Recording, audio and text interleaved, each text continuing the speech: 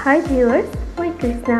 আপোনালোকে চাই আছে ইউটিউব চেনেল ৰং এই জীৱনৰ।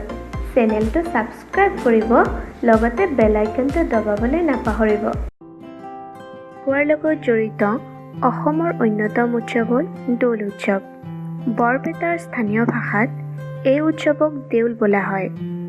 বৰদোৱাত মহাপুৰুষ শ্ৰীমন্ত শংকৰদেৱে দৌলোৎসৱৰ সূচনা কৰিছিল যদিও বৰপেটা ধামত 1518 শকত বৰপেটা সত্ৰৰ মথুৰা দাস বুঢ়া আটাই প্ৰথমবাৰৰ বাবে ইয়াক প্ৰচলন কৰে। সেইদিনাৰ পৰা পৰম্পৰাগতভাৱে ইয়াক পালন কৰি অহা হৈছে। দেউল উৎসৱৰ এমাহমানৰ আগৰে পৰা ইয়াৰ প্ৰস্তুতি আৰম্ভ হয়।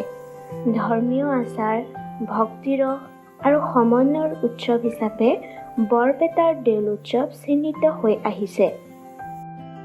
নক্ষত্ৰ গণনা অনুসৰি এই উৎসৱ 3দিনীয়া, 4দিনীয়া বা 5দিনীয়াকৈ অনুষ্ঠিত কৰা হয়। সাধাৰণতে ফাগুন মাহৰ পূৰ্ণিমা তিথিত দৌল হ'লে 4দিনীয়াকৈ বা 5দিনীয়াকৈ আৰু চতৰ মাহৰ পূৰ্ণিমা তিথিত দৌল হ'লে 3দিনীয়াকৈ পালন কৰা হয়। 4দিনীয়া বা 5দিনীয়া দৌলক ডেকা দৌল আৰু 3দিনীয়া দৌলক বুঢ়া দৌল বোলা হয়।